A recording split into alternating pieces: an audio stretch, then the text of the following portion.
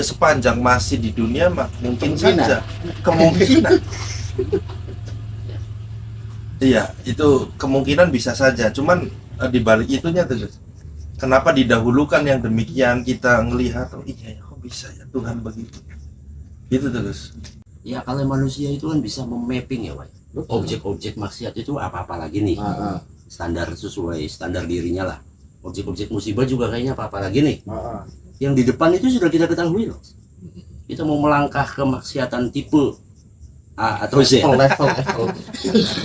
Sebenarnya kita sudah memiliki pengetahuan itu. Iya kan? Nah,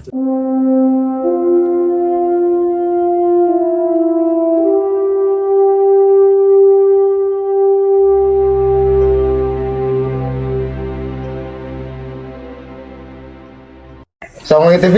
Jelegar, jelegur. kan pertanyaannya terbalik, Kang. Bukan kenapa Allah, jelas nggak ada jawabannya. Kalaupun dijawab salah semua karena ini kan menyangkut zon nih kepada Allah itu kan. Ini kan asumsi dan prasangka Asumsi kita. kita, betul, ya kan? betul. Dalam konsep budaya kita kenal lah dengan bahasa sawang sinalang. Nah, yang ada adalah kenapa kita sampai nyawang si A berasumsi Allah. Apakah ini tauhid yang tersasar? Ya.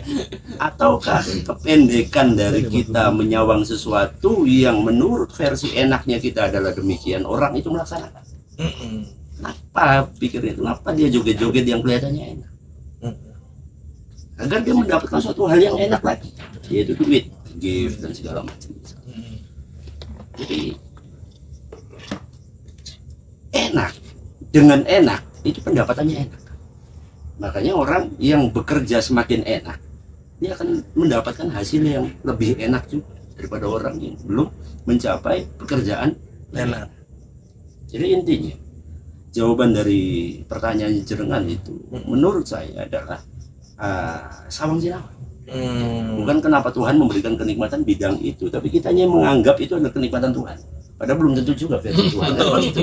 Ya. Betul. Kita terlalu beresiko kan ketika bertanya Tuhan kenapa, lalu kok ketemu ning kana jawabannya saya mungkin. Iya. Lebih repot. Menurut tujuan Tuhan. Apakah sudah benar cara pandang kita soal nikmat Tuhan itu adalah contohnya ini gitu loh. Kok ngadon ngam bla bla bla. Kang kaya uripe enak bla bla bla. Jadi ada paradigma yang harus diluruskan lah ini di kita. Jadi yang harus dibenahi itu pola pikir orang yang melihatnya sebetulnya. Iya, kan itu lahir asumsi, lahir perspektif. Udah saya hapusin kan TikTok mulai hari ini. Sebenarnya bukan TikToknya atau bukan media yang di luar kendali kita, tapi kita yang bisa menghadirkan kendali untuk bagaimana memanajemeni suatu eksternal yang berada di luar diri kita ini. Sehingga kita tidak mudah menyalah-nyalahkan unsur yang tidak diciptakan oleh kita secara kronologis kehidupan. Ya anak kecil dolanan HP baik, kalau wong tua nyalakannya HP, ya saya nggak sepakat. Karena objek HP ini adalah benda yang disepakati penting dan vital bagi seluruh manusia. Kasihan kan kalau HP jadi tersangka dan terdakwa. Kasihan juga kalau tontonan-tontonan yang menurutnya tidak bermoral kemudian disalahkan, tapi tidak ada dampak salah yang langsung dengan kita. Kembali kita menghakimi yang angin gitu. Nggak kena intinya gitu loh. Selain memang back to basic individu kita sendiri kembali kepada berarti kita masih berstandar terkena angin, terkena pengaruh dari unsur eksternal. Berarti diri kita itu mudah sangat kesurupan kepada hal-hal yang menurut kita kagetan, gumun dan gayap, kan loh. Jadi bukan hanya kesurupan jin ya. Bukan hanya kesurupan jin, dan itu hampir sudah tidak ada dan sedikit sekali adanya. Jin Manusia sudah itu lebih kesurupan duit, lebih kesurupan hal birahi, mohon maaf, lebih hal yang kepada suatu yang memuaskan diri, yang dianggapnya nikmat, yang dianggapnya enak. Di situ kesurupan manusia. Jadi sebetulnya populasi jin itu sekarang sudah berkurang. Sudah berkurang dan wajar akhirnya kiai-kiai tetap istiqomah memberikan solusi bacaan-bacaan asma-asma Allah itu agar tidak lagi kesurupan, itu pengusiran benda-benda yang ada di dalam pikiran dirinya gitu kan. Kembali lagi kepada duit, bahwa duit adalah sentrisnya adalah benda. Benda itu kastanya di bawah harta. Ini ada dua pembeda yang berjarak. Harta itu suatu kondisi yang dihasilkan manusia, yang di dalamnya ada unsur nilai yang berharga bagi banyak manusia itu. Walaupun bendanya motor, mobil misalnya, wujudnya yang jadi harta adalah nilainya. Nah, wujud bendanya itu sangat fisik, sangat mungkin rusak kapan saja, sangat mungkin juga. Dan harta jenis kedua itu harta yang tidak berbentuk wujud materi, moral dan nilai, dan keadaan di mana Allah membuat sesuatu wujud manusia tanpa campur tangan manusia. Ini bisa tersebut harta. Makanya anak istri bisa tersebut harta, Pak. Karena ada satu penciptaan yang ditambah dari Allah untuk diamanahkan oleh seorang suami tanpa campur tangan suami itu. Itu harta. Benda ini bisa dikerjasamakan dengan rumus strategi. Jadi saya bilang, cara saya dalam benda, mempunyai benda atau apa, itu arahnya strategi, bukan berharap di rezeki. Nanti rezeki saya terkontaminasi itu nanti. Rezeki dari Allah ternyata yang bikin manusia. Itu cara, balik lagi, wasilah, perantara. Selagi anggapan kita melihat bahwa benda-benda itu adalah dari Allah, ya selamanya kita akan menyangka Allah itu ada di situ. Allah itu ada di duit kepokan, Allah itu ada di mobil yang banyak, Allah itu ada di rumah gedung gitu kan. Tapi ya boleh menganggap Allah seolah-olah ada di situ untuk daya dorong manusianya untuk bercara hidup yang baik. Sebenarnya manusia dituntut untuk mempunyai benda itu karena dorongan pertama dari dalam diri sendiri, kemudian lingkungan yang menyepakati bahwa status manusia yang terhormat, status manusia yang dihormati, status manusia yang diakui, diikrori sukses adalah yang punya ABCD. Sebenarnya pada dasarnya Allah memberi rezeki itu tidak pernah ada yang kurang. Hanya dua aspek, cukup dan lebih. Ini kalau pola rezeki. Allah tidak mungkin memberi manusia itu rezeki yang kurang. Maka saya berpikir, jangan pun itu rezeki, Allahnya saja sudah ada. Kok kita nganggap rezeki belum ada sih? Itu karena kekurangan kita menangkap dan belum menemukan aspek-aspek rezeki di bidang lain. Kita tertuju kepada rezeki yang asumsi kita itu kepada benda-benda yang banyak, Pak. Itu sudah suzon ya. Nah, itu tipis-tipis lah. Waduh, ancamannya kan luar biasa. Ya. Jadi, secara kebeluminan, secara kemanusiaan, saya berpikir soal benda-benda dunia yang merupakan ciptaannya manusia, padein manusia, itu adalah strategi. Strategi itu sangat dekatnya dengan akal. Bagaimana akal kita menemukan cara agar mendapatkan benda. Saya pernah berprasangka bahwa saya mau berdoa itu pernah. Saya ngomong sama teman-teman. Saya berdoa 3 perkara. Saya pulang jaluk miskin, pulang jaluk sengsara, pulang jaluk susah nih Gusti Allah. Ternyata permintaan ini saya setelah mengalami perkembangan akal dalam fase-fase hidup, saya seudon juga sama Allah. Kok meminta miskin, wong saya sudah miskin. Versi Allah miskin ya soalnya nih.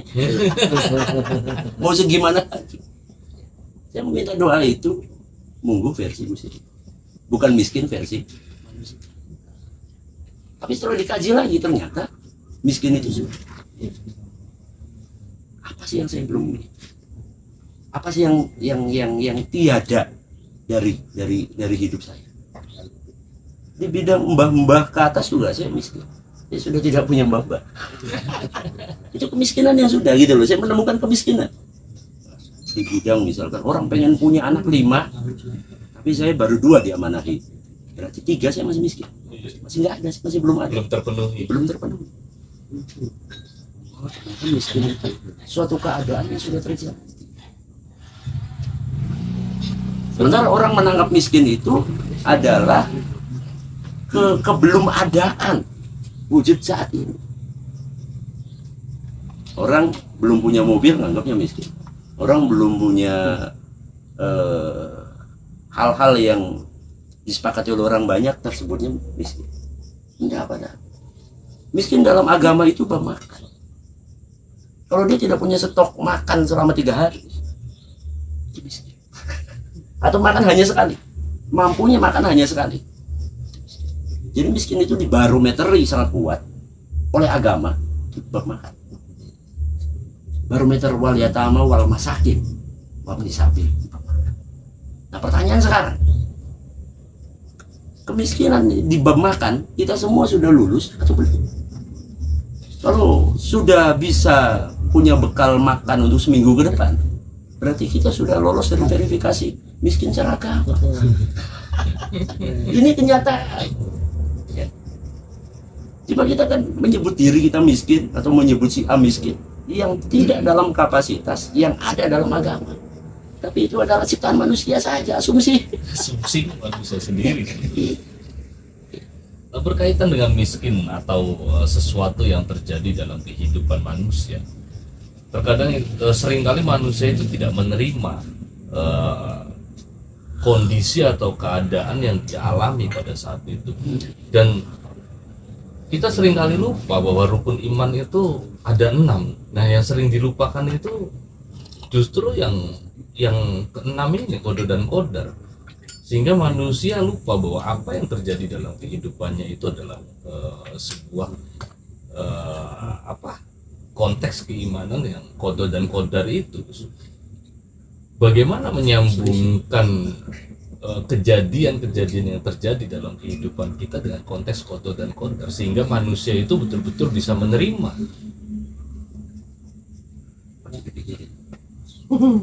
Qada dan qadar itu, kalau kita memikirkan semuanya serba qada dan qadar, itu terbatas oleh suatu keadaan di mana tadi yang disebut wabana adalah pasrah yang diam, pasrah yang tidak menambah upaya ikhtiar bergerak dan lain-lain. Nanti terjebak di situ.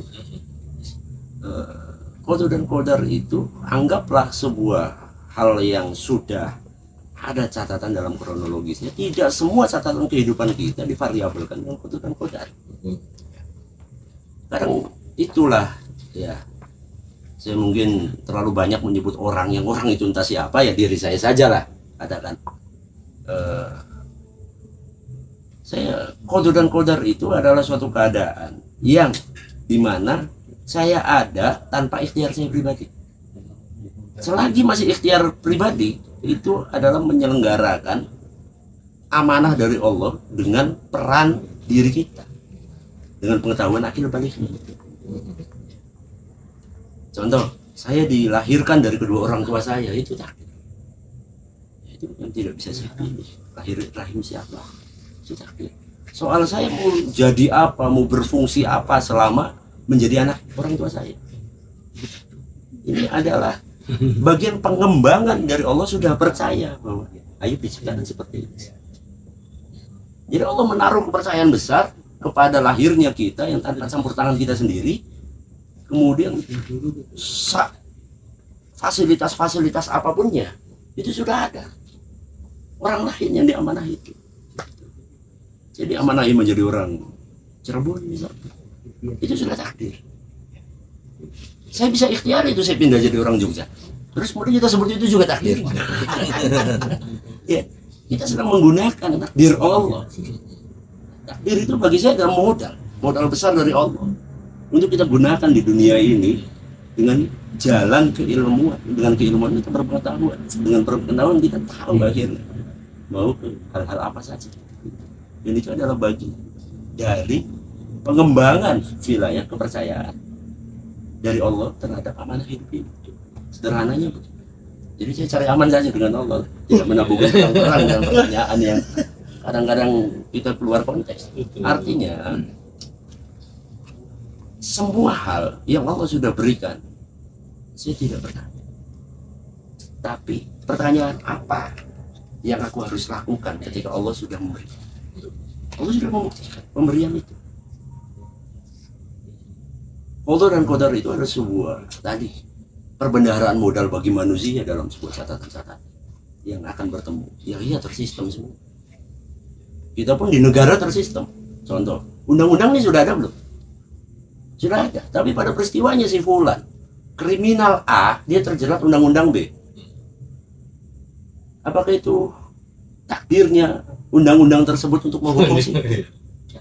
Itu sebuah opsi besar dari sebuah katalisator level negara.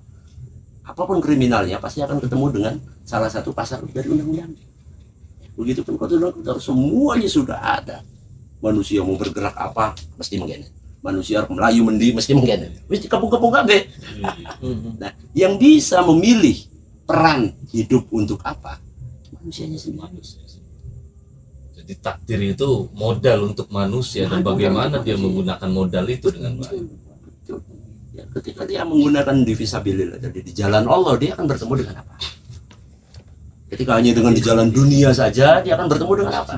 Takdir itu sangat pasti sekali. Ya, seperti halnya takdir pada saat melihat HP tiba-tiba nongol tadi perempuan seksi misalkan. Nah itu sebuah takdir. Nah, tinggal bagaimana menyikapi pada saat kita melihat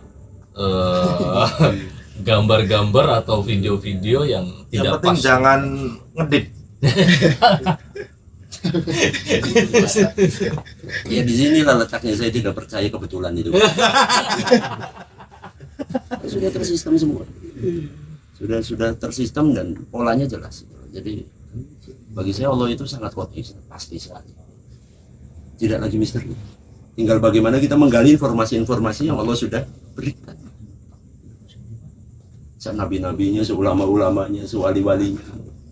Negara juga Allah sudah memberikan dan mengizinkannya.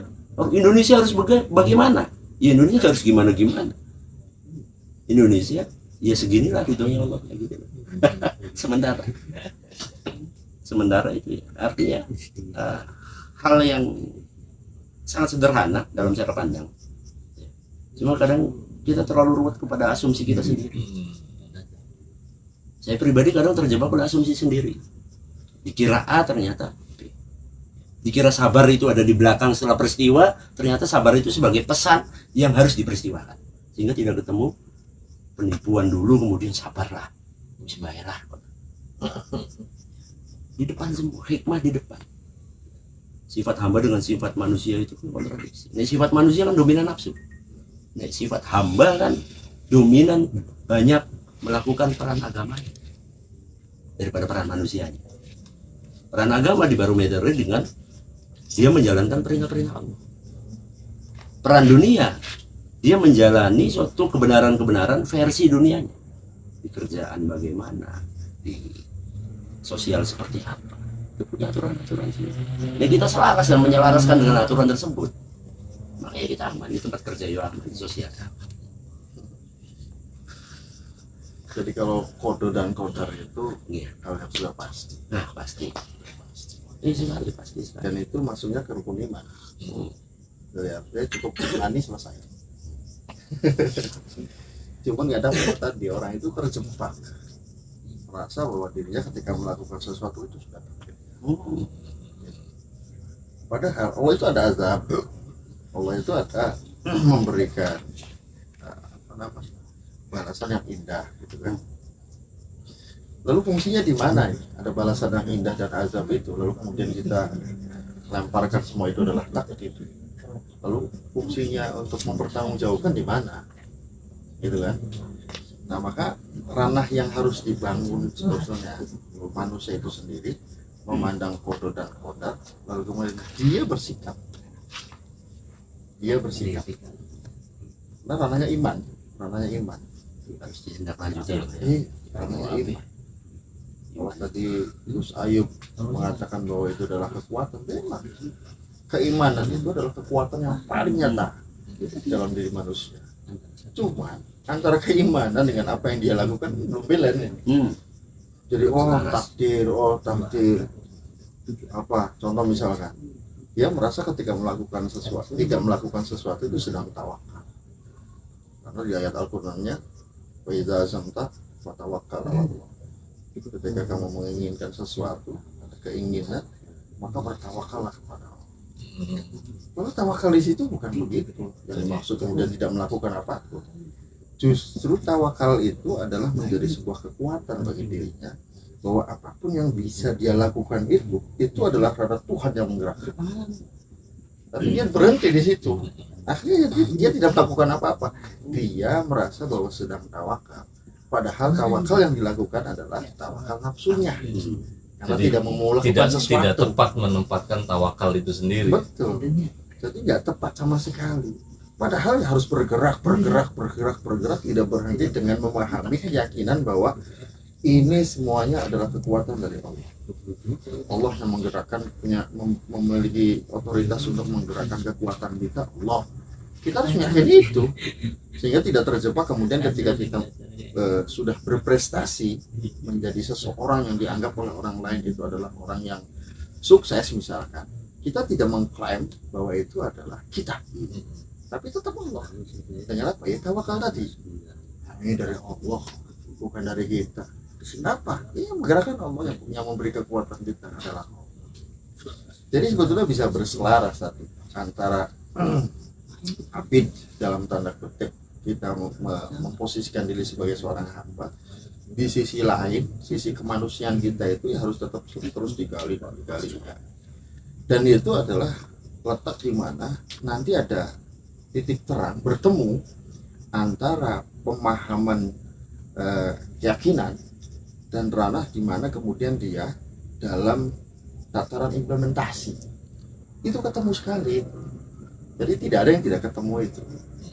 Jadi ketika melakukan sesuatu apapun itu bentuknya, jadi dia sadar betul itu bahwa yang dia lakukan itu ya atas sepengetahuan Allah juga, atas kekuasaan Allah juga. Jadi tidak berpikir macam-macam, apalagi sama suzon. Kalau sudah suzon sama Allah, wah Allah paling benci udah diusuzoni itu. Kesalahan sendiri kemudian dilemparkan kepada Allah. Takdir, udah salah dewek. Ya kan? Kenapa harus ada pertanggungjawaban? Kalau begitu ya sudah. Nah ini terjebak kepada Jabariyah nanti. Nah, itu tidak dikehendaki oleh kita kan. Kalau Jabariyah kan ekstrim, baik buruk itu semuanya yang menggerakkan Allah. Jadi wayang aja udah wayang manusia itu. Kan kita harus tidak begitu. Jadi peran sisi kemanusiaannya itu ya tetap ada, sehingga ada tanggung jawab kan ya. Kalau kemudian dia berpikir, dia merasa lagi, mengaitkan dengan keyakinannya lagi, terus berproses, makanya intinya di bagaimana kemudian dia mencari pencapaian di ilmu. Makanya ilmu itu, mencari ilmu itu wajib sampai mati. Ya. Ketika berhenti mencari ilmu, itu udah apa namanya musibah awal itu musibah awal itu berhenti mencari ilmu, maka terjebak dengan berbagai macam persoalan-persoalan yang muncul. Dia diem, tidak nyari ilmu, tidak menambah informasi dan lain sebagainya, terjebak di situ awalnya. Maka muncullah kemiskinan, maka muncullah problem-problem yang lain. Awalnya dari berhenti, padahal ada kewajiban mencari ilmu. Padahal itu indah. Islam itu mengatur sedemikian rupa. Bagaimana kemudian peran keyakinan diposisikan, peran sisi kemanusiaannya harus melakukan apa, berpikir apa, itu silakan gitu. Itu semuanya adalah pilihan-pilihan hidup yang dihadapi oleh kita, dan terus akan seperti itu sampai mati itu, sampai mati. Berhenti. Nah di dalam sholat itu kan ada salah satu rukun tumakninah. Mengaplikasikan tumakninah itu dalam kehidupan seperti apa?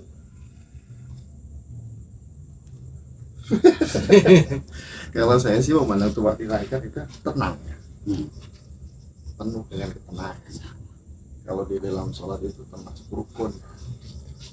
Jadi ketika antara rukun yang satu dengan rukun yang lain harus ada tumakninah.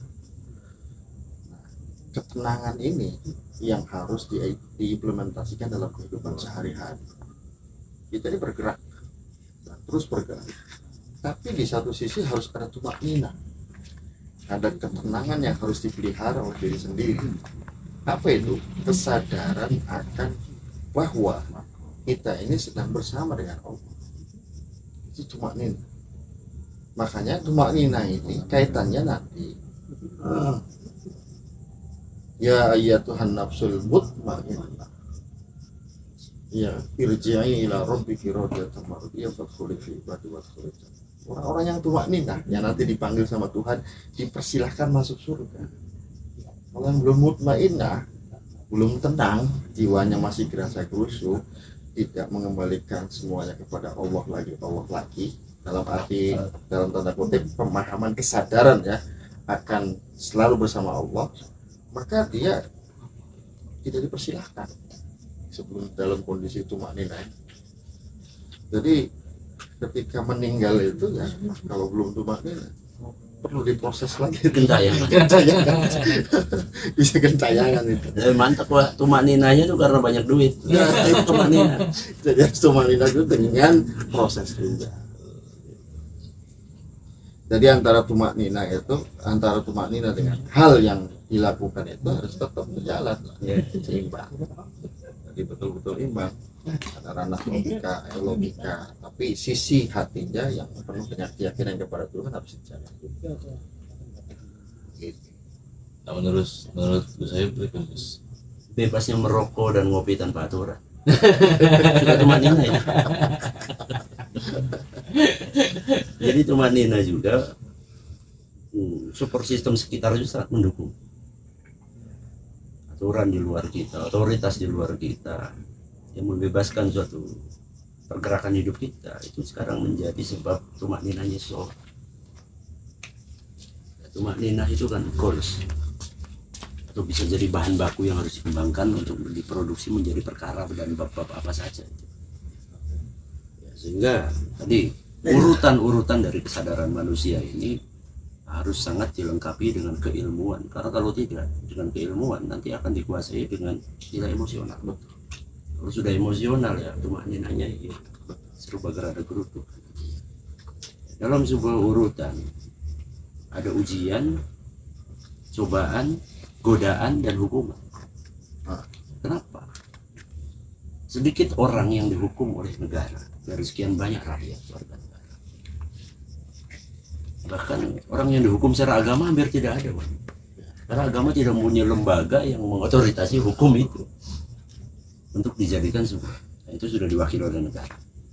Tapi banyak orang, hampir semua orang selalu dihukum oleh kehidupan. Pertanyaan ada apa dengan hidup orang yang merasa terhukum? Dengan kehidupannya yang susah, sengsara, masalah, dan sebagainya. Kalau kita sepakat bahwa kekayaan adalah ujian dari Allah, maka kemiskinan pun kita harus sepakat itu. Bahwa itu adalah ujian yang harus diselesaikan. Orang kaya pun diuji dengan kekayaannya.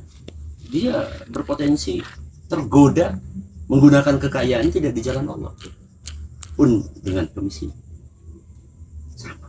Sebetulnya tingkatan dari ujiannya itu. Dan dalam pada saat kita diuji dengan keberlimpahan, peran sabar juga di situ berperan tidak? Sabar itu kan laku menahan diri dari hal-hal yang belum kita butuhkan dan yang belum kita harus ada. Pertanyaannya, sabar itu letaknya di mana kan? Di depan, di tengah, atau di belakang? Kita meletakkan sabar itu di mana? Kalau kita meletakkan sabar itu di depan, maka kita tidak butuh masa depan. Kita jalani masa ini dengan sungguh-sungguh, dengan kesabaran. Kalau kita menggunakan sabar itu di depan, maka kita menjalani saat ini diiringi selalu dengan sabar, tanpa ada hasrat-hasrat di masa depan yang harus aku mencapai A, B, C, D, E. Kalau sebuah kehidupan ditargetkan 10 tahun yang akan datang aku harus begini-begini, itu konsep akal benar sekali. Cuma konsep iman ini sangat bertolak belakang. Ada sebuah garis batas dalam agama membatasi cara hidup manusia agar tidak takabur dalam menghitung masa depan. Maka diiringi hidup di saat ini dengan kesabaran. Dari unsur menahan gejolak, nanti anak kuliah di universitas apa, nanti harus punya rumah 1 ewang dan sebagainya. Itu adalah dorongan manusiawi. Maka ketika dorongan manusiawi itu mungkin sekali ada dalam setiap manusia, maka gagian dikambeni. Baru sifat hamba itu sabar. Oh, dorongan duit itu sudah merencanakan sesuatu.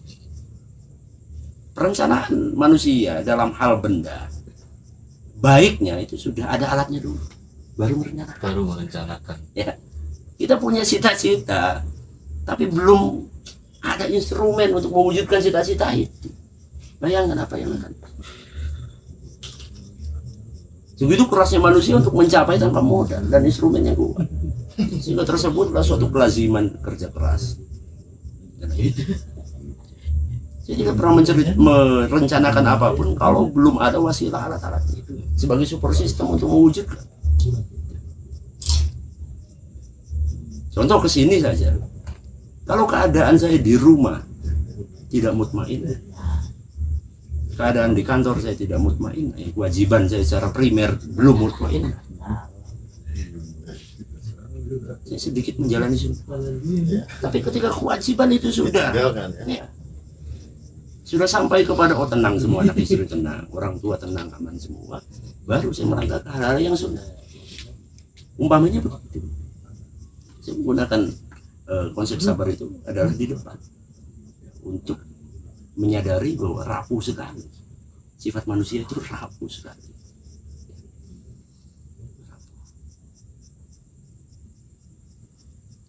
Gimana Kang Izin? Ya, sabar Kayaknya itu lagi dalam konteks sabar kayaknya ya. Iya, sabar, sabar aja nih. sabar aja. Ya kalau apa ya, sabar itu sebenarnya harus ditaruh di depan. Kanjeng Nabi itu menggambarkan sabar itu ya dalam berbagai keadaan. Sobru ala to'ah, sabar ketika melaksanakan ketaatan. Kalau nggak ada kesabaran nggak melakukan ini, nggak bakalan melakukan ketaatan. Sabar itu Boro-boro mau istiqomah ya. buru-buru, nggak ada sabar, jadi nggak bisa taat itu. Dari sabar, mungkin masih awalnya dipaksa, nggak masalah, paksa dulu karena menganggap bahwa itu adalah kewajiban, bukan kebutuhan kita terhadap Allah. Kewajiban ya sudah, nggak apa-apa, tapi ya sabar, ayo taat. Ada juga Kanjeng Nabi itu mengatakan sabru ala maksiat, sabar ketika menghadapi maksiat. Nggak sabar terapak kabeh mau wadon ya. Kalau sedang lagi maksiat, sabar nanti obatnya gitu kan. Nah ini Enggak, yang menahan sama diri. maknanya kan Iya. begini nih sebenarnya. menahan diri dari bermaksiat kan harusnya begitu. Lagi bermaksiat. Jadi di semua ranah aslinya sabar itu. Kemudian sabru alal musibah itu yang biasa terkotomi akhirnya. Oh, sabar itu ketika musibah saja. Ada kemudian kita harus sabar, ingat Gusti Allah. Padahal nggak begitu. Ketika musibah itu datang, kita sudah siap. Jadi nggak kaget, biasa aja. Ya kalau manusia itu kan bisa memapping ya, Pak. Betul. Objek-objek maksiat itu apa-apa lagi nih, Ah, standar sesuai standar dirinya lah. Objek-objek musibah juga kayaknya apa-apa lagi nih. ah. Yang di depan itu sudah kita ketahui loh. Kita mau melangkah ke maksiatan tipe A atau Z. Level. Sebenarnya kita sudah memiliki pengetahuan itu. Iya. Ya kan? Nah, tapi bisa tidak kita menahan dalam kondisi sekarang untuk tidak melakukan nanti jam 2 misalkan. Misalnya begitu. Iya. Nah, kalau dari jam 12 ke jam 2 kita bisa sabar. Nah, di sini saja lah, di safety. Daripada jam 2 pelayaban kemana-mana berpotensi. Kenapa tidak? Ya tadi benar, setiap orang kekayaan, kemaksiatan, azab musibah. Kan manusia umumnya sudah mengetahui jenis-jenis dan bentuk-bentuk. Bagi orang yang sudah mencoba berkali-kali mengundi kemaksiatan diri dengan hasil kepuasan-kepuasannya, kemudian pada momentumnya dia ketemu musibahnya, setelah melakukan maksiat kemudian dia menahan diri karena ketidakmampuan lagi untuk membayari maksiatnya, kemudian dia bilang sabar, itu kalah, bukan kesabaran. Modal lu sentong, Ternyata tipis sekali ya. modal gue puasa lu sentong, bisa karena mohon maaf bangkrut atau misalkan kena penyakit. Paksa sabar itu. Dipaksa kondisi. Jadi ibarat nafsu itu yo gas, sabar itu yo rem, ikhtiar itu ya koplingnya kan begitu. Nah peletakan pasrahnya di mana tuh Gus tuh? Letak pasrahnya ada di mana? Setir. Disetir. Seperti tadi saya bilang bahwa sabar itu di depan. Nah, pasrah ini letaknya di mana? Apakah di awal pada saat kita melangkah, kita memasrahkan semuanya ke Allah, atau di ujung ikhtiar kita? Tidak mewujudkan dengan angan-angan, ya, di mana harus terjadi sesuatu yang belum terjadi itu. Nah, lilahnya di situ.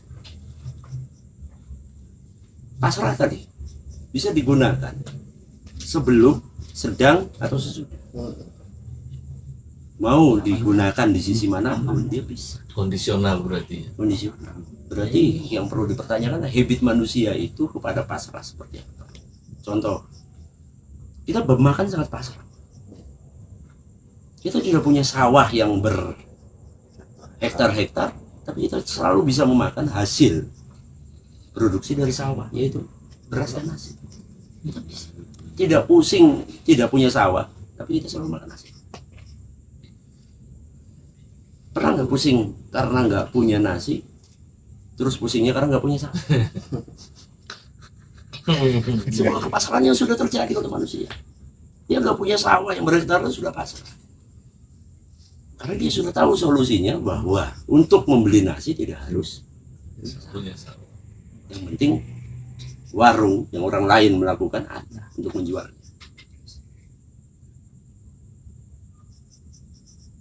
Jadi Gus Dur kayak gitu aja kok repot. Nah, dalam hal duit saya pun begitu, Pak. Saya pengen punya duit. Kenapa harus punya pekerjaan? Jadi ternyata yang bikin pusing kita itu cuman asumsi dan persepsi kita sendiri sebetulnya. Dan itu dibangun oleh diri sendiri. Dibangun Dibangun diri. Termasuk ketakutan itu sendiri. Nah, Kang Izin kenapa jadi ketakutan seperti itu? sedang sabar. Lagi mengimplementasikan sabar. Makanya iman itu kan terpecah-pecah oleh bagian-bagian. Dan ada saja ulama yang ngitungnya. Ada 70 sekian bagian iman. Masya Allah. Asubru minar iman, an-natrufatu minar iman. Bagian-bagian. Nah, jika orang ini pandai mengumpulkan perbagian dari imannya, maka semakin mendekati mutmain. Jadi iman itu tidak 1, 2, 3, tapi ada banyak bagian. Maka perbagian di sisi lain kita sudah tenang, apa nih yang belum tenang? Bagaimana mewujudkan? Jadi standar miskin tadi balik lagi adalah barometernya makan. Nek mutmainnah itu standarnya keadaan. Sebuah situasi dan kondisi di mana keadaannya dia hidup. Itu mutmainnahnya di situ. Ada orang yang belum tenang di bidang duit. Saya bisa temukan ketenangannya di bidang keluarganya yang sehat misalkan. Dan ini kan nilai syukur untuk mensubsidi silang kekosongan yang belum ada ruangnya tadi. Jadi saling subsidi saja lah. Di mana kita merasa pernah ada kekurangan dalam satu hal, ternyata ada kelebihan di lain hal. Dan itu ditarik saja untuk mensubsidi yang kekurangan. Maka jadilah syukur gitu. Gali lubang, tutup lubang, iman. Karena bagian-bagian itu kadang tidak stabil dalam diri kita itu. Grafiknya sangat labil sekali. Kadang anak, kadang langka, kadang hilang, kadang ketemu kan. Ketenangan-ketenangan itu kan.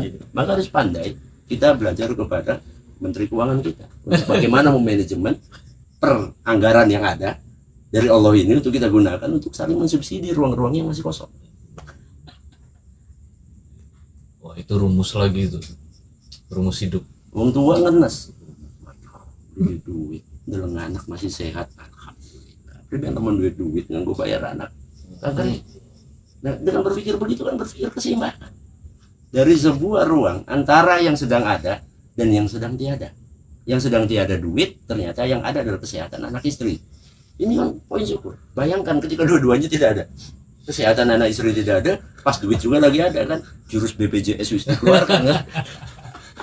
Tambahi SKTM, tambahi segala macam sesilian duit nih, batur-batur seluruh. Dan itu ya solusi. Dengan cara. Makanya kenapa kita total menjadi terdakwa di hadapan Allah ketika di yaumil hisab itu. Karena Allah sudah memodali semua manusia dengan segala kecukupan. Maka kita wajib bertanggung jawab di hadapan Allah. Oke, sekarang kita bisa menjadikan Allah terdakwa atas banyak hal. Tapi suatu saat di arena hisab baru cangkem mau dilakban bahasanya. Setengah akhirat kayaknya. Berarti bener ya Gus ya, kita itu ya harus kenali dulu kitanya sendiri dulu. tatkala ngadepin musibah, tatkala ngadepin sabar, syukur dan lain sebagainya kan. Jadi Bikin catatan saja lah, sebuah ruang di mana kita yang sudah ada, di mana yang belum ada. Oh, yang sudah ada ini. Yang belum ada ini. Silakan itu dianalisis sendiri untuk menemukan kebijakan hidup, untuk dibijaksanai dua hal hidup itu, baik yang sudah ada atau yang menurut kita belum ada. kalau memanage ada anggota dewan, rakyatnya tuh samping-sampingnya pada mintain duit, gimana Gus? Kasih. Saya sampai Ini lagi curhat atau gimana? Curhat. Iya, manage itu dibiarin nggak dapat suara. Berarti harus sampai di situ juga harus paham, atau kita bodoh amat lah. Ya itu budaya kurikulum ada dalam politik kita itu. Bukan kesalahan sejarah dia menempatkan sesuatu. Bukan itu balik lagi kepada hasil dari sebuah cara anggota dewan tersebut kan begitu. Karena melakukan pendidikan politiknya dengan memberi uang, Ya. maka rakyat pun terbangun dari hasil Nah, pendidikan iya. tersebut Akhirnya untuk meminta upah. korban, berarti caleg sekarang itu korban. Korban dari senior Iya. Nah, itu tugas. Warasatul Karena sudah adatnya begitu, maka anggota dewan punya tugas untuk meluruskan. terus biar ke depan Ya, aman yang aman. lain lagi. mungkin caranya bisa dirubah dengan mengadakan sembako murah. Nah, Lagi itu mah. Lah iya, maksudnya jadi dikemas daripada datang minta duitnya untuk beli beras. Tapi kalau dikemas dengan kita ngadain festival sembako murah gitu, ya entah itu berasnya dari mana, minyaknya dari mana, kan bisa diakali. Kalau orang caleg kan biasa orang pinter, duit ditransformasikan Kecuali calonnya- dirubah Caranya kurang caranya. pintar maksudnya. Nah,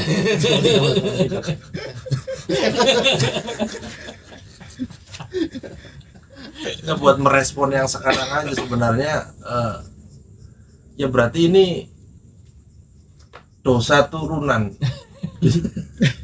Ya yang kemarinnya demikian, akhirnya kita imbas dari yang kemarin terus. Ya harapan saya sih ya ada diskusi ini bisa mewakili semua gitu ya. Tadi saya ngomong mewakili orang, mohon maaf, yang ekonominya kurang, yang senangnya mungkin nyamannya di mohon maaf di diskotik kayak di belanja di gitu. Termasuk juga kan bentar lagi ada konstelasi politik, jadi termasuk juga yang anggota dewan yang mau nyalon ya, oh iya ada saung langit ngobrol itu, akhirnya termanage gitu maksudnya sih Gus.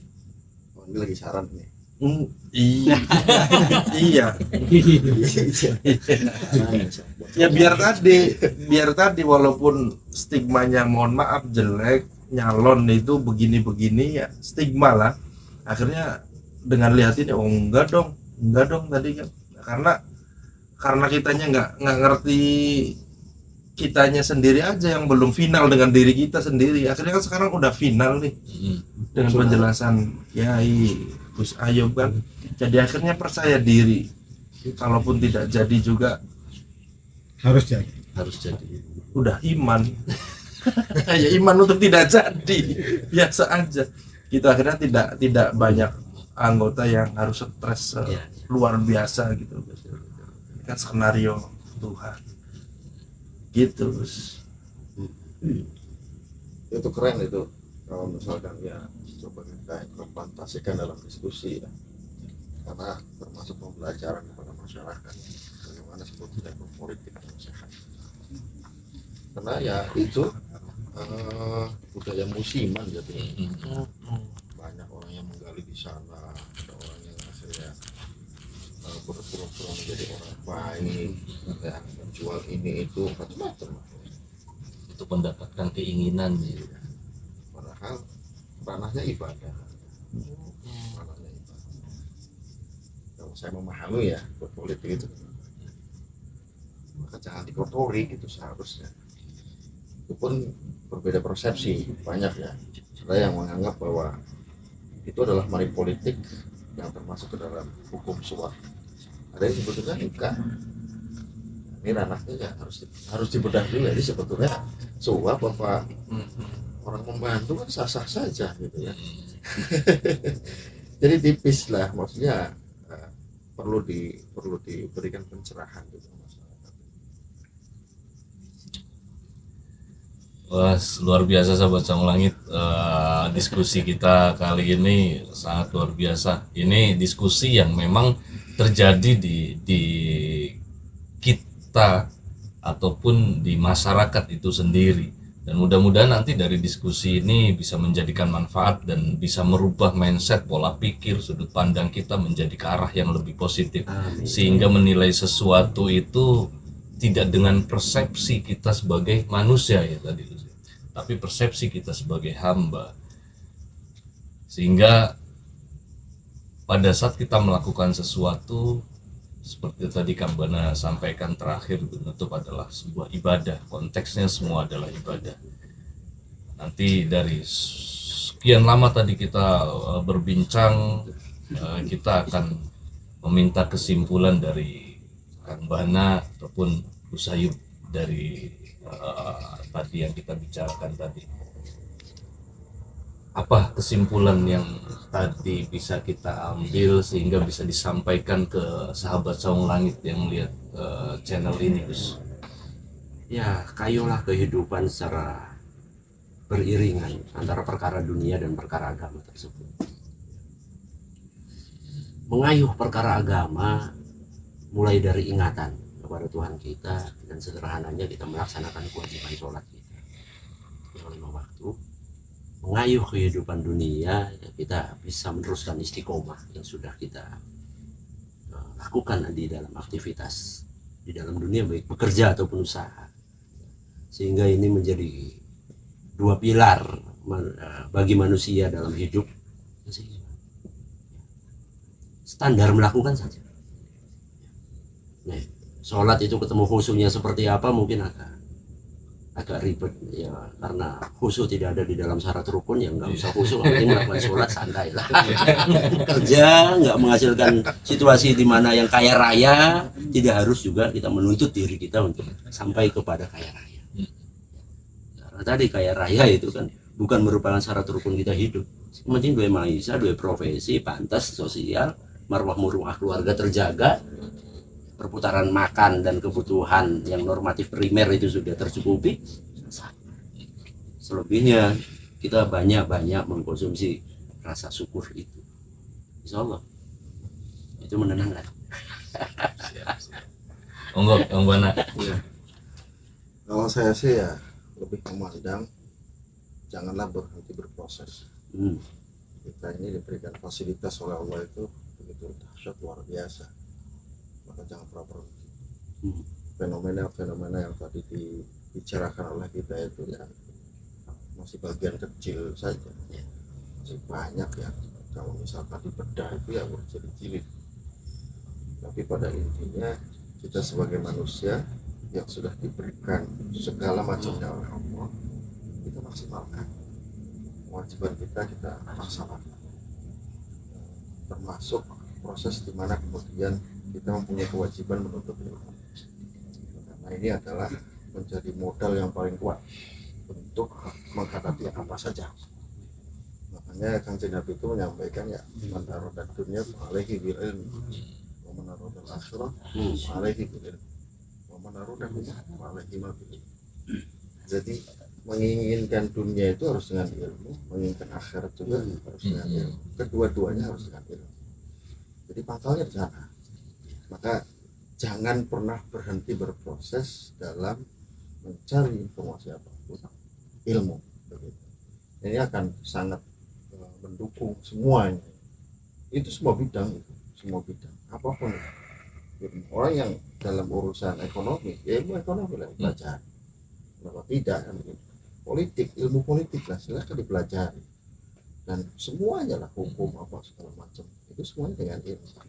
Nah, ketika semuanya sudah bisa kita lalui, ya kita bisa menjawab semuanya. Tantangan apapun yang ada pada diri kita itu kita bisa menjawab. Dan itu ya ringan akhirnya. Kenapa? Karena punya ilmunya. Yang jadi repot itu kan gara-gara nggak punya ilmunya. Jadi Ya mungkin itu kesimpulannya. Yang izin gimana? Kholas. Biar saya tahu sendiri saja kesimpulannya. Nanti saya bawa pulang kesimpulannya. Oke. Merenung. Demikian tadi sahabat Sang Langit, kembali lagi mudah-mudahan dengan perbincangan ini itu sangat bermanfaat lagi untuk diri saya dan juga bermanfaat juga untuk sahabat-sahabat Sang Langit. Mari kita bersama-sama belajar untuk mengaplikasikan apa yang kita diskusikan hari ini. Semoga Allah meridhoi dan mengizinkan kita untuk selalu berbuat baik, berpikir positif, sehingga menghasilkan sesuatu yang positif dan baik untuk kita juga orang-orang di sekitar kita.